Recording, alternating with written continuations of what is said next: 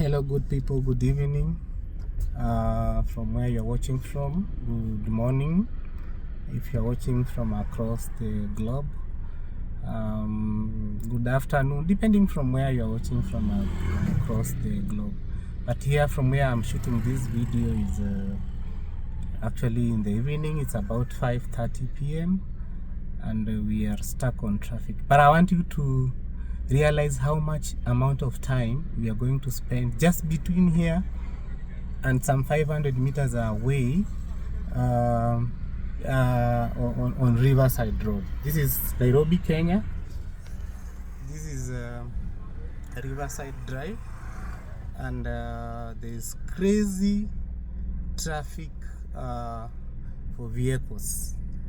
I've been here for close to 25 minutes and I'm still counting. I don't know how long am I going to take just to get to the next junction. This is the junction between the road that heads to Kileleshwa and the Riverside Drive. So I actually decided to do this video just to demonstrate to you how much amount of time you can take while driving on this road, especially on it's called peak hours in Nairobi, Kenya. My name is Lawrence, for those who don't know me, but I go by the name it's Lorelari on YouTube, on Instagram, and all other social platforms. I do videos, especially on family matters, travel vlogs. I also do much of the videos regarding hypothetical theories. I also handle matters health. We pick a topic and we discuss health matters. Like today, I'm just from a forum where we were discussing a condition called chronic kidney disease, the causes, and what happens to patients that are suffering from the chronic kidney disease, and actually how many stages takes place for a patient to get to the last stage. We normally have 5 stages, just for general knowledge, when patients are diagnosed with the kidney problems. But when you get to the last stage, which is stage 5, that's when you realize that it's the last stage of the disease. It's a very dynamic disease, and it's actually a disease that is consuming families and humanity. So we actually need to take care of ourselves, especially in matters diet, and matters exercising, and matters just living healthy. Avoiding smoking, things like that, avoiding alcohol, avoiding many determinants that cause the disease. So because that is not the topic for the day, today I just want to show you the amount of time that we are already 3 minutes as I started this video, and I'm still stuck at the same point. I have not moved even an inch. So let me move 1 meter, because the car ahead of me has moved some, like, let me say 3 meters. So we are moving at a very slow pace, and the lights that are supposed to control the traffic, apparently the police takes over and decide to operate the way they want to operate. It's supposed to take about 7 minutes one side, 7 minutes the other side, but when it comes to peak hours, they decide to lock one side. The green lights are lighting, but the guys never allow you to go. I swear you can find yourself sticking in traffic for close to 3 hours on a place that you would have even taken a few minutes. There's that car there, it is actually making a U-turn. I think he has decided to make a U-turn and take another direction. I think I want to see whether he will actually come this guy here. I don't want to show you his registration now, but you see the motorbikes are overlapping. The other side is that car there. The guy has decided to make a U-turn, because you can stick here and actually stay here for so long. A mistake that is just brought about by a traffic police officer. Actually, it's very possible if you've not fueled your car very well. It's very possible for you to. We've moved another like 2 meters. It's very possible for you to run short of fuel because the car is running and you're not moving. You're just moving. You're just making small steps, small moves, not steps, like small moves, small distances. Covering a kilometer or even just 100 meters can take you even a whole 30 minutes. So at least we are moving. I think they have released traffic for about few vehicles. So when few vehicles leave, we actually move a little bit. And remember, we have other feeder roads from the sides. So we have cars that are coming from the estates and office areas, and we have us who are on the main road, the Riverside Drive, and we have the other road. I think it's the one that goes to Kileleshwa, Lavington, and all that side. It's ahead of us, which is also another very major road. And remember, this place where I am is one of the elite areas, like the leafy suburb of this city. So you can imagine the chaos in other places, like say the other semi-urban places.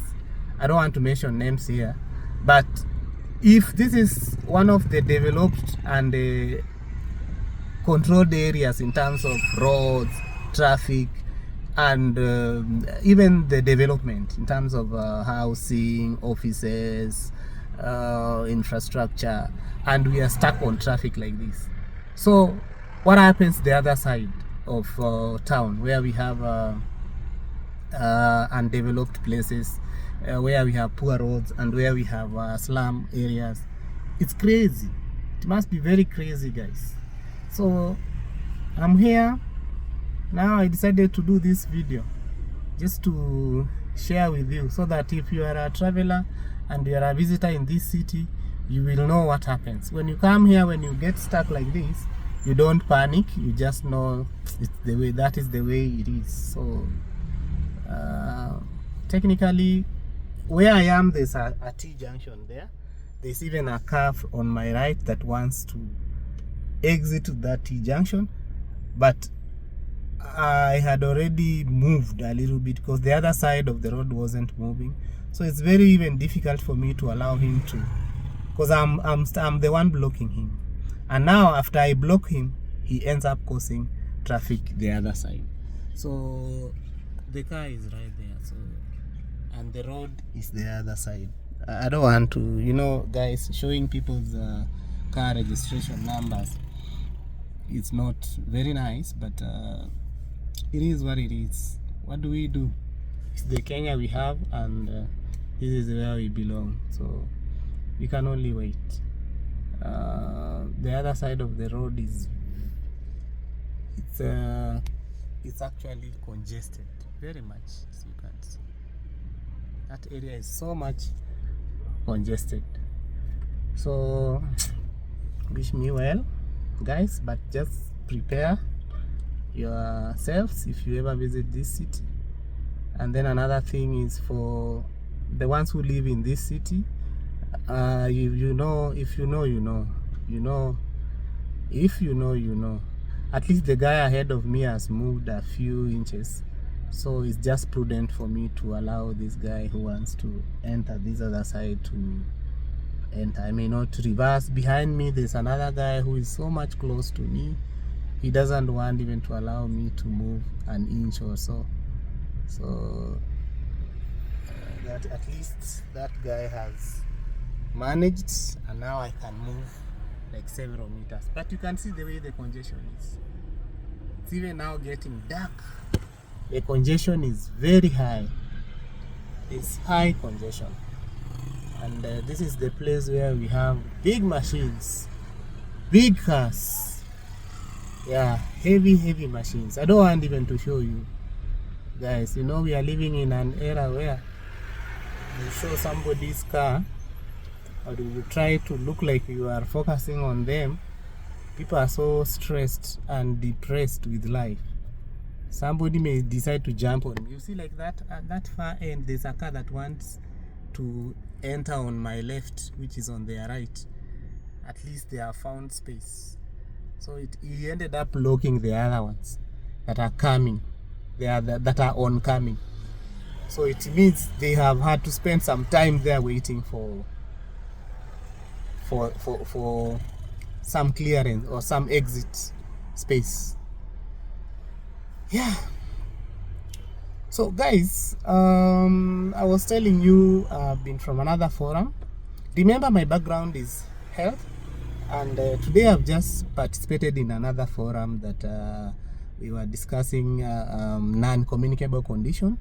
Some of the non-communicable conditions that we had a discussion about them are hypertension, diabetes, type 1 and type 2. We have also discussed the chronic kidney disease, as I had mentioned earlier, and some of the causative factors for these conditions. They revolve around lifestyle. That is how studies have found out. It's not me who is saying. Lifestyles in terms of poor diet behavior, poor feeding behavior. People are not eating or feeding on balanced diet.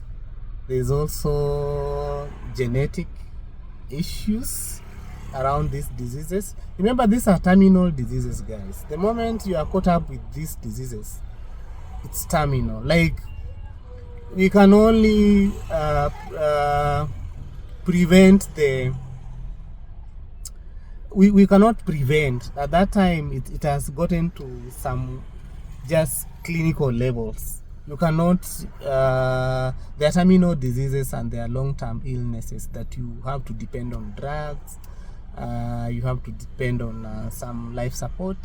Some like chronic kidney diseases, they end up forcing people to go into that stage of dialysis, and you know what happened with dialysis. And here in Africa, in Kenya, there are some levels of dialysis we cannot do to patients.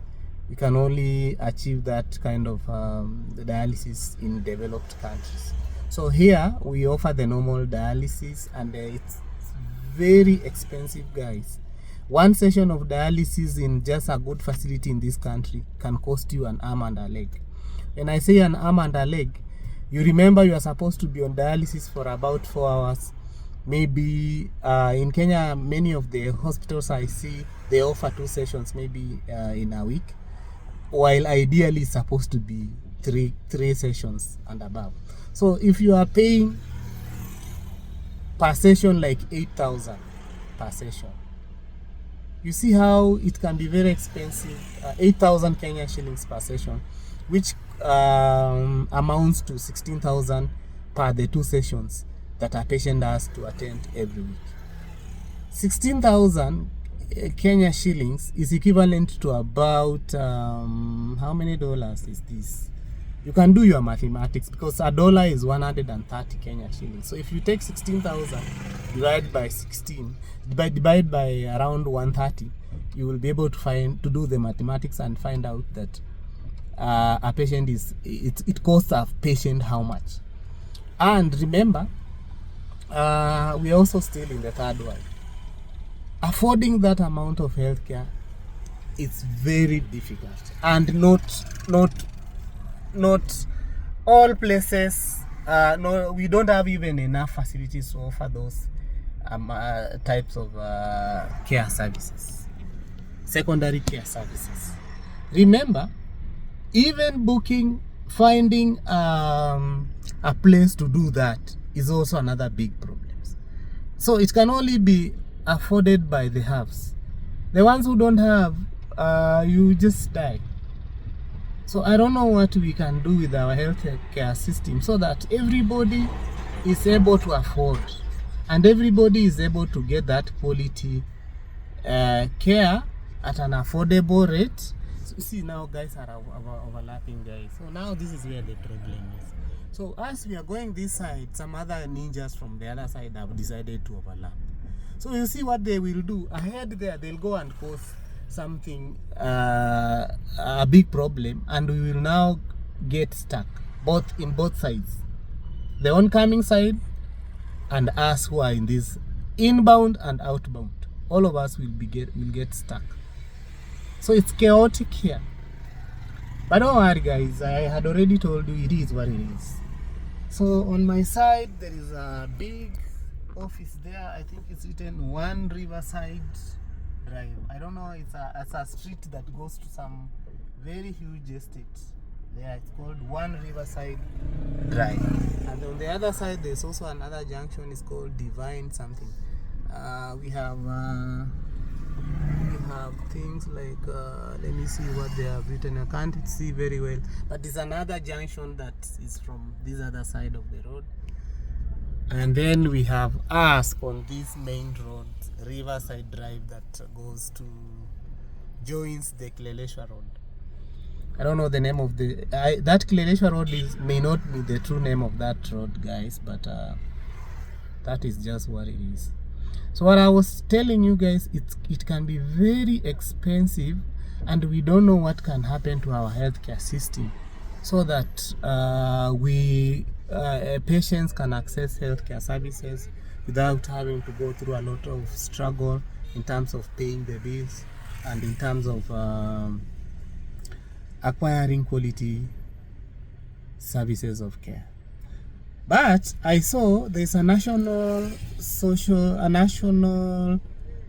called SHA, Social Health Authority, which has come in board, and the civil servants and other workers, general workers, are being deducted a lot of money to fund that system, so that everybody is able to access quality services of care. I just hope and pray that it can be actualized in a nice way, and there will be no corruption in this fund that will help the poor people. Not even necessarily the poor, even the like let me say, generally the whole population is supposed to access quality of care, and they are supposed to access care that is affordable to every population. So we really hope and pray that our governments and the people involved will actualize it, and no money that is paid by taxpayers will be spent on other things other than the healthcare system. For example, developing nice hospitals, and also developing nice diagnostic facilities, so that people can be diagnosed earlier, and then we can invest so much in preventive measures, so that we don't find ourselves in situations that we need just to support life. We have to work on measures and make sure that we are doing preventive than cure. We don't focus so much on cure, but focus so much on preventive. So at least, guys, we have moved a little bit. I just hope they allow this side, they release cars from this side. At least I know if we join the other roads, it will open up. Because probably, maybe I tend to think the reasoning of those traffic police personnel is they think we are heading to town, because town is the other side.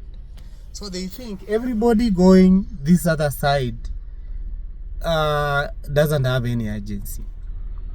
But anybody leaving town has urgency, because people are leaving work now. In Kenya, people work 8 hours.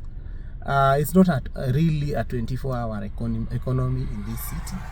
So the bulk of the people that are leaving or are moving now are the ones leaving town. Remember, in town, in the main city, in the town area, that's where we have many businesses, many offices, and that's where many Kenyans are living from now, going to their homes. But those of us who are coming from other offices this other side, the police have a tendency of assuming that we don't have any urgency. So they try to keep us for long. But we are almost approaching, guys. In fact, I'm going to end my video here so that I don't get myself in trouble with the police. But we still have some distances to cover. You see, we still have that far end to get to. And we still have other T junction. Like that far end, that's a T junction where that light is coming from. So guys, that's just it. This video has run for 20 minutes and no much movement. And we still also have schools dropping children. So you can imagine your child is now is 6 actually. Your child is leaving school now, guys. He left the house by 6 a.m. in the morning, and they are arriving in the house almost the same time. So that child spends a lot of time on the road than in school. And you will be surprised. This child left the school even by 3 p.m. they had already left school. But this is the time they are arriving. And this is just one dropping. We still have another place this car is going to drop children. Let me try and show you. That's a school van, the yellow color. That's a school van. It's dropping some students home. So guys, feel free to like, share and subscribe to my videos. I promised I'll continue bringing you more content and bringing you more hypothetical videos, because from the analysis of my videos I saw you really like a lot of stuff that I do around hypothesis. So I'm going to continue giving you content back to back. Thank you for the ones who have subscribed and the ones who are yet to subscribe. Please guys, I love you, all of you, and I don't take you for granted, because I know you take your time, you take your fortune time to just come and listen to what I'm telling you. So thank you so much, and I appreciate all of you together with your friends and families and everybody. So let me end this conversation here. We still have some distance to cover, but from the time I started this video is already 25 minutes, 23 minutes, sorry. And I have not even moved the 500 meters that I need to move to get to the first junction. But